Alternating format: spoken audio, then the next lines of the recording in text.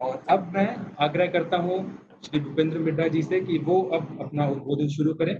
Sir please, over to you.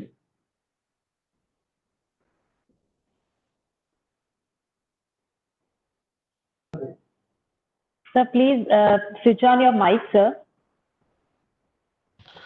नमस्कार ई मंच आदरणीय प्रोफेसर एच डी चारण साहब, director sir Y N Singh साहब, पवन पारिक जी, डॉक्टर गुरवी, डॉक्टर ममता, आप सभी को बहुत बहुत धन्यवाद। आपने मुझे एक अपॉर्चुनिटी दी। मैं आप सबके साथ इतने समाज के इतने ऊंचे पदों पे जो लोग बैठे हैं उनके साथ मैं मंच शेयर कर पाया। ये मुझे बड़ी खुशी होती है बीकानेर इंजीनियरिंग कॉलेज को देखते हुए, क्योंकि जब से कॉलेज बना है तो मेरे स्टूडेंट्स ने इसमें एडमिशन्स लिए। मेरे गुरु जो रहे हुए हैं, मेरे मेंटोर जो हैं, मेरे पथ प्रदर्शक डॉक्टर पूनिया साहब, मैंने उन्हीं के अंडर में बीटेक किया हुआ है कोटा से। तो बड़े क्लोजली देख पाया मैं इंजीनियरिंग कॉलेज को, उसको बड़ा होते हुए, उसकी प्रोग्रेस देखते हुए। बीच बीच में आप लोगों ने मुझे इनवाइट भी किया, मैं आया भी। तो मुझे बड़ी खुशी होती है कि हम बीकानेर इंजीनियरिंग कॉलेज जो है इतनी अच्छी ऊंचाइयों पे जा रहा है। और उसके बाद आज जो एक हमारे सामने एक चैलेंजिंग सिचुएशन आई है कोविड वाली, उसके अंदर भी हमने इस सिचुएशन में हम रुके नहीं है। हम हमारा इंजीनियर्स को हम बोलते हैं कि we engineers move the world. तो हमने बिल्कुल ना, जब हमें दुनिया को चलाना है तो हम खुद क्यों रुके। तो बड़ी अच्छा प्लेटफॉर्म आपने ई प्लेटफॉर्म के थ्रू एक्टिविटीज जो करी हैं आज, आज उसका इनॉग्रेशन है। मैं सभी बच्चों को, सभी पार्टिसिपेंट्स को, सभी टीचर्स को, सभी ऑर्गेनाइजिंग कमेटी के लोगों को बहुत बहुत धन्यवाद, साधुवाद देता हूं कि उन्होंने इतने अच्छे से इसको ऑर्गेनाइज किया, और मैं इसकी सफलता की शुभकामनाएं करता हूं। जहां तक मुझे एक एज ए पेरेंट मुझे फील होता है, मैं खुद दो बेटियों का पिता हूं। उसमें एक इंजीनियरिंग कर रही है आईआईटी रुड़की से, और एक ने अभी आईआईटी दिया है। मुझे समझ में आ रहा है कि जो बच्चे हैं इस वक्त कितने कंफ्यूजन के दौर से गुजर रहे हैं। आईआईटी के एग्जाम्स पोस्टपोन्ड हो गए, मेंस के एग्जाम पोस्टपोन्ड हो गए, अपने खुद के एडमिशन्स पोस्टपोन्ड हो गए। तो उनके अंदर मतलब बड़ा कंफ्यूजन चल रहा है, रोज डेट चेंज हो रही हैं। तो उसके अंदर बच्चे को एंगेज रखना, और उस जो एक नेगेटिव कहीं उसके अंदर माइंडसेट में कहीं ना कहीं कुछ चीजें आ रही थी कि मेरे सेशन का क्या होगा, मेरे एग्जामिनेशंस का क्या होगा। तो उसके अंदर ये जो आपने ऑर्गेनाइज किया है, ये सोशल रिस्पॉन्सिबिलिटी सेल का जो प्रोग्राम है, तो ये मुझे जरूर लगता है कि बच्चों को वापस से कनेक्ट करने के काम करेगा। और सबसे अच्छी चीज जो मुझे इसके अंदर अच्छी लगी कि आपने जो टॉपिक्स लिए हैं वो मतलब बड़े कमाल के टॉपिक्स लिए हैं। मैं मतलब देख के इनको बड़ा एक स्माइल भी कर रहा था। मतलब सोशल एक्टिविटीज, कल्चरल एक्टिविटीज, इनको डिटेल में तो बड़े अच्छे मतलब ये मुझे टॉपिक्स लगे। आर्ट क्राफ्ट को भी इंक्लूड करते हुए, रिलेशनशिप, वैल्यू बेस्ड लर्निंग को, क्योंकि आज बच्चा घर पे है, कनेक्टेड है अपने घर वालों से, तो उससे रिलेटेड अपने एक्टिविटीज रखी, कोविड को लेके रखी, एजुकेशन को लेके रखी, फन एंड साइंस। साइंस चूंकि बच्चा साइंस फील्ड का है, फन उसके लिए जरूरी है इस वक्त, क्योंकि वो बड़ा स्ट्रेस्ड है, थोड़ा एंग्जाइटी में है। लिटरेरी की रखी, कुकिंग की रखी। तो वाइड वैरायटी ऑफ जो आपने ये रखी हैं, मुझे लगता है कि ये वैल्यू ऐड करेंगी बच्चे के लिए और सभी के लिए। इसमें जो अच्छा टॉपिक मुझे लगा, सर ने बताया, भाई के सिंह साहब ने बताया कि हमने बड़ा अच्छा टॉपिक रखा है। ये वास्तव में एजुकेशन पोस्ट कोविड जो आपने एक टॉपिक रखा है, ये वास्तव में आज की जरूरत है। हमें ये तो पता ही है कि एक दिन कोविड चला जाएगा, साल बाद जाएगा, 6 महीने बाद जाएगा, हम नहीं कह सकते अभी। लेकिन हम आज, क्या हमारी तैयारी ऐसी है कि हम 1 साल बाद, 1.5 साल बाद जब पोस्ट कोविड एरा में आएंगे, तो हमारा ये जो 1 साल है, ये जो 6 महीने हैं, क्या ये ब्लैंक तो नहीं चले जाएंगे? क्या हम इन 1 साल को, इस 1 साल को, इस 6 महीने को खराब तो नहीं कर देंगे? तो उस टॉपिक को भी इंक्लूड किया गया, शिक्षा को हम कैसे चेंज करें।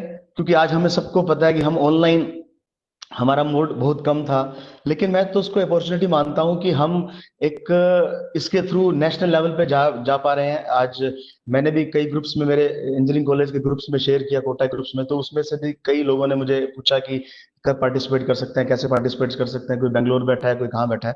तो मुझे लगता है कि एक अच्छी अपॉर्चुनिटी है, और बच्चे को अगर इसमें हम मोटिवेट रखें तो नो डाउट वो 1 साल बाद 6 महीने बाद एक अच्छा अपना जो है इस टाइम को यूटिलाइज करके वो आ पाएगा।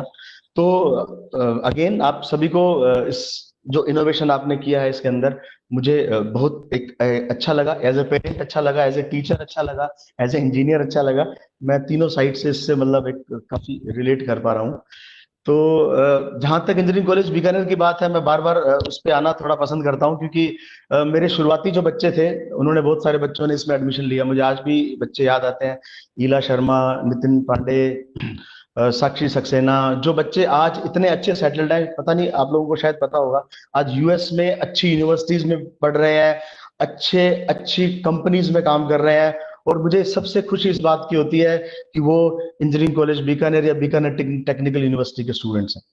मुझे मतलब इतनी खुशी मिलती है, एज ए टीचर मिलती है, एज ए इंजीनियर मिलती है, और एज ए जो आप लोगों ने इतना इसके अंदर मेहनत किया है, वो फेसबुक पे भी कनेक्टेड है। जब अपने फोटो शेयर करते हैं तो मुझे वो याद आता है जब मैं उनको पढ़ाया करता था, तो 12th के बाद वो आपके कॉलेज में आ गए।